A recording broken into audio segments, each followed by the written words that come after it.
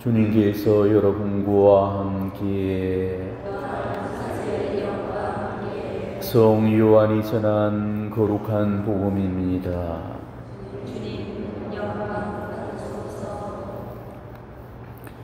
그때 군중은 예수님도 계시지 않고 제자들도 없는 것을 알고서 배들에 나누어 타고 예수님을 찾아 가파르나움으로 갔다.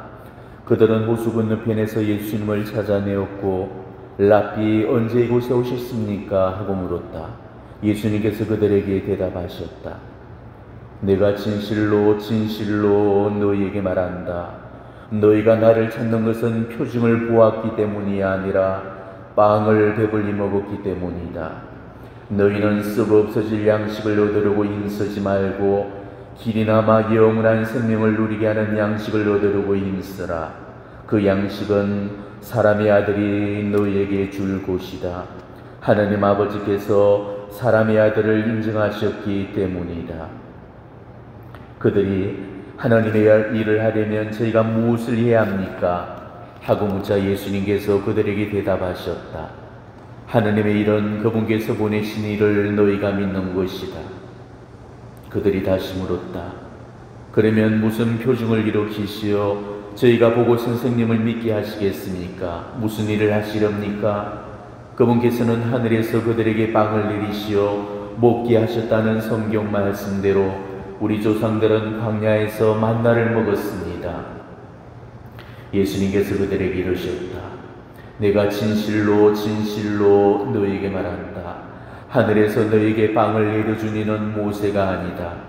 하늘에서 너희에게 빵을 참된 빵을 내려주시는 분은 내 아버지시다. 하나님의 빵은 하늘에서 내려와 세상에 생명을 주는 빵이다. 그들이 예수님께 선생님 그 빵을 늘 저에게 주십시오 하자 예수님께서 그들에게 이르셨다. 내가 생명의 빵이다. 나에게 오는 사람은 결코 배고프지 않을 것이며 나를 믿는 사람은 결코 목마르지 않을 것이다. 주님의 말씀입니다.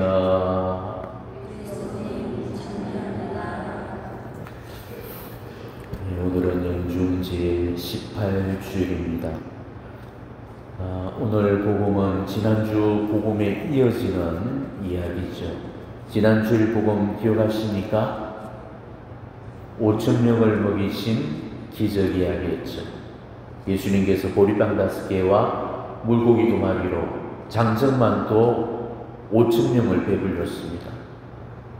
그런데 유대사회에서는 여성이나 아이들은 계수의 대상이 되지 않았기 때문에 남성들보다도 여성들과 아이들이 훨씬 많았을 거고 어린 친작으로 2만 명은 쫓게 되었을 거로 짐작이 됩니다. 한번 생각을 해보세요. 2만 명의 사람들이 배부르게 먹고도 남은 음식을 모아보니까 12광졸이나 가득 채웠습니다. 그러니 군중들이 눈이 돌아갈 수밖에 없었죠.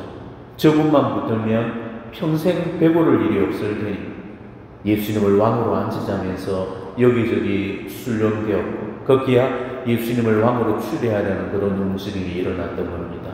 그리고 군중들의 열기는 어느새 광교로 변했고 폭동이 일어날 지경까지 번졌던 거죠.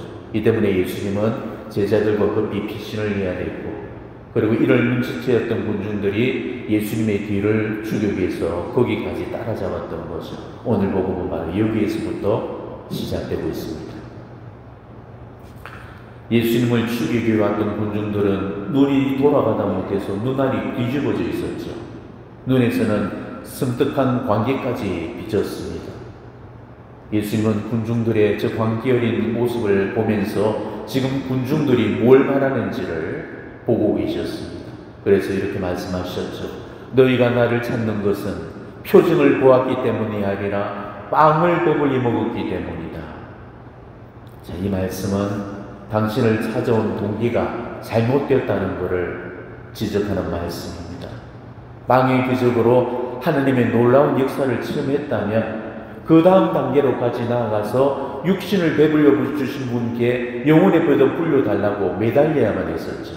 군중들이 바로 그 목적으로 예수님을 찾아야 하는데도 그들은 여전히 육신을 배불려 주기만을 바라면서 예수님을 찾아왔던 겁니다. 하지만 육신의 배고픔보다 영혼의 배고픔이, 육신의 헐벗음보다 영혼의 헐벗음이 더 심각하고 위중하다는 것을 알아야 되는데도 저 무지한 군중들은 육신의 배고픔을 채우고 나니까 그 욕심만을 더 채우려고 했던 겁니다. 예수님께서 5,000명을 먹이신 기적을 베푸신 까닭은 단순히 육체의 주린 배를 배불려 주시려는 게 그 목적이 아니었습니다.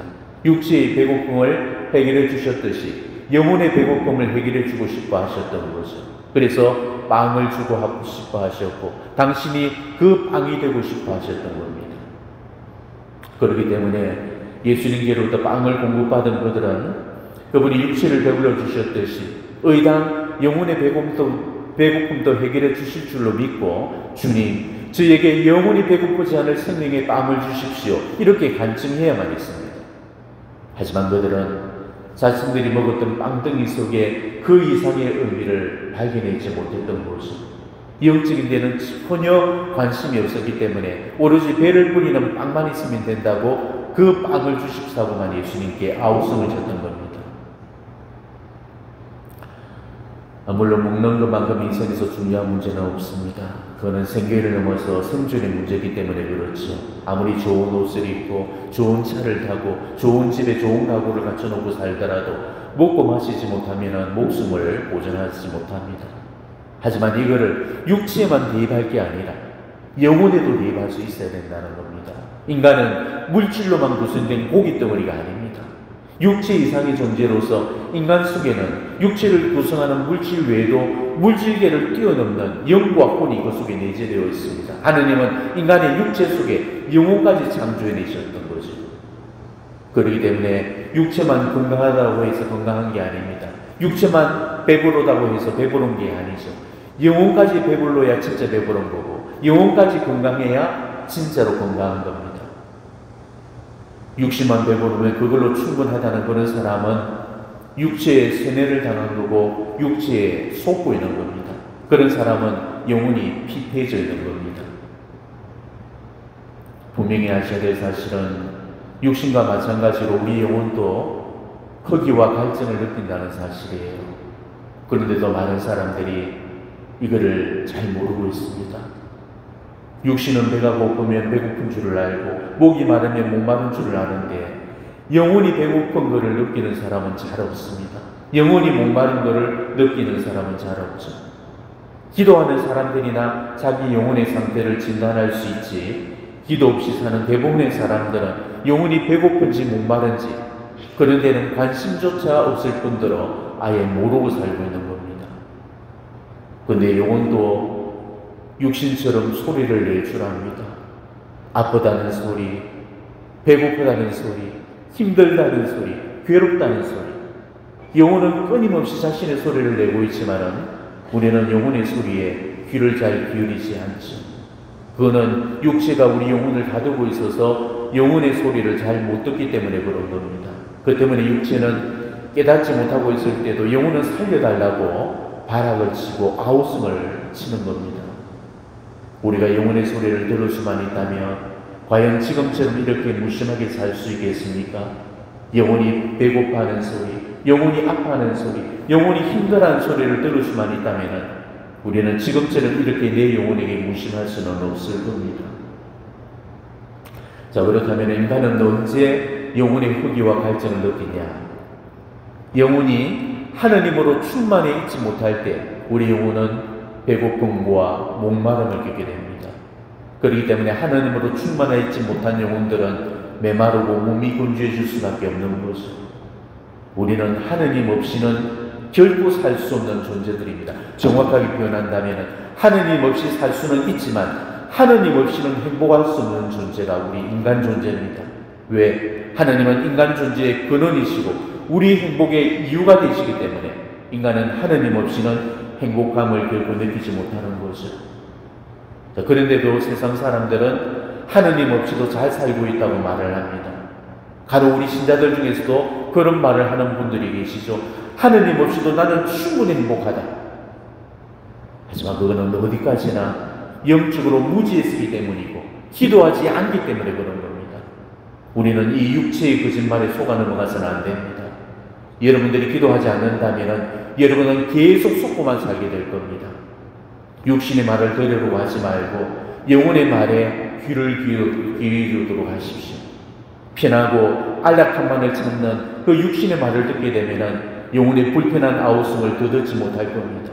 그러면 육신은 더 비대하고 살이 오르는 반면에 우리 영혼은 비실거실 이야기여 갈 겁니다. 하나님은 우리가 진짜 행복해지기를 바라십니다. 육신만 행복해지기를 바라는 우리와는 달리 하나님은 우리가 영혼까지 행복해지기를 원하시거든요. 어쩌면은 육적인 행복보다도 영적인 행복을 더 바라실지 모릅니다. 그렇기 때문에 우리를 안팎으로 잘 먹여서 영혼을 살찌게 만들어서 우리가 영육간으로 건강해지기를 바라시고 계시는 겁니다. 바로 그 때문에 순환 전날 그 파스카 만찬상에서 예수님께서는 성체성사를 세워주셨던 거죠. 너희는 모두 이것을 받아 먹으라. 너희는 모두 이것을 받아 마시라. 그러면서 당신의 살과 피를 우리 영혼의 음식과 음료로 내어놓고 가신 겁니다. 당신의 이 살과 피는 우리 육신을 위해서 주신 음식과 음료가 아닙니다. 우리 영혼의 음식과 음료였던 거죠. 육신의 음식과 음료는 우리 인간 스스로가 구할 수가 있지만 영혼의 음식과 음료만은 인간 스스로가 구하지 못하기 때문입니다.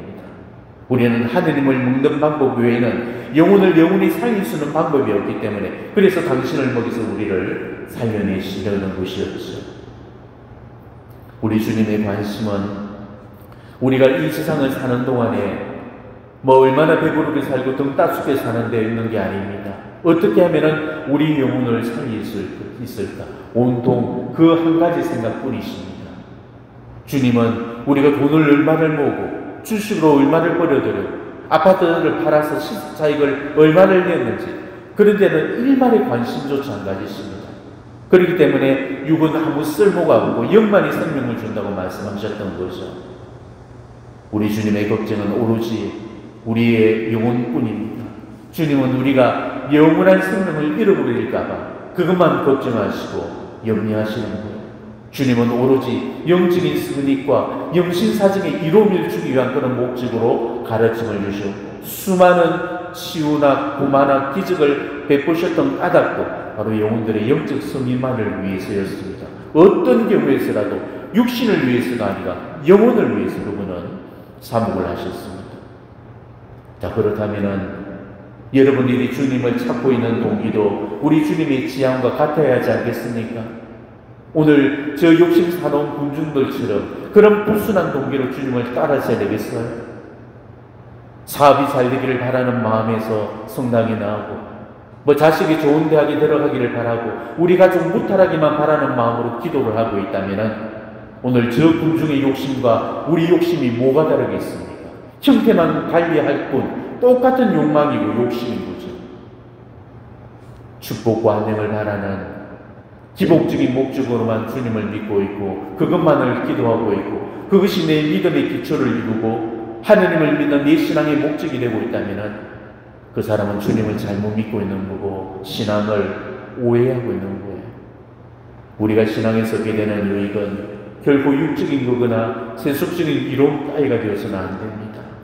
우리는 저 군중들처럼 기적을 쫓아다니거나 표징을 구하러 다니는 그런 기복적인 신앙의 틀을 넘었어야 되는 거예요.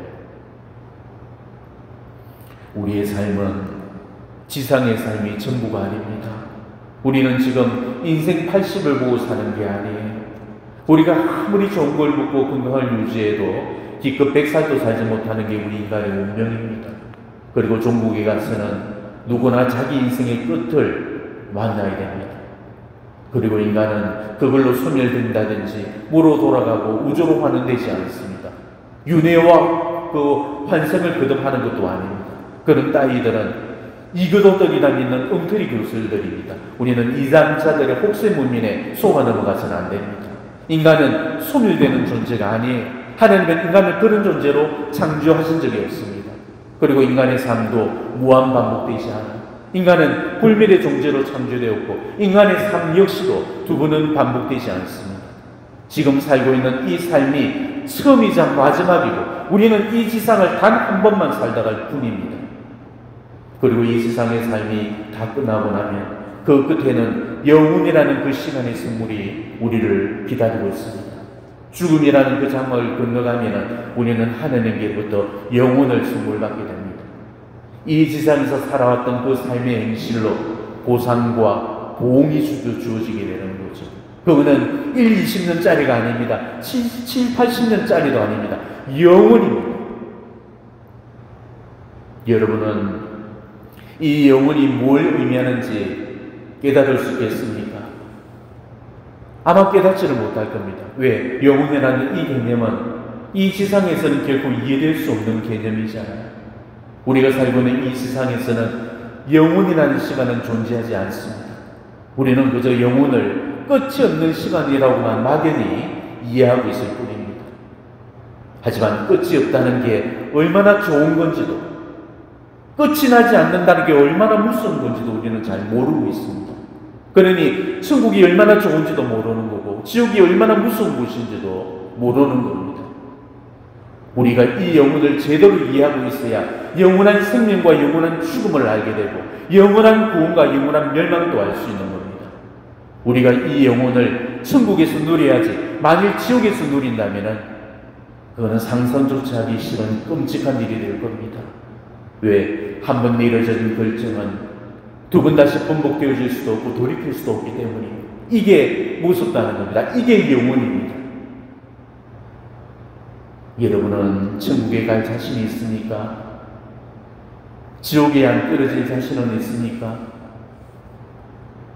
우리가 예수님을 믿는다고 다 천국에 갈 수 있을 거라고 착각해서는 안 돼요. 우리가 예수님을 믿고 있다고 해서 다 지옥에 안 떨어질 거라고 착각해서는 안 됩니다. 예수님께서 뭐라고 말씀하셨죠? 주님 주님 부른다고 해서 다 하늘나라에 들어가는 게 아니다. 아버지의 뜻을 실천하는 일하여 하늘나라에 들어갈 수 있다. 이렇게 말씀하십니다.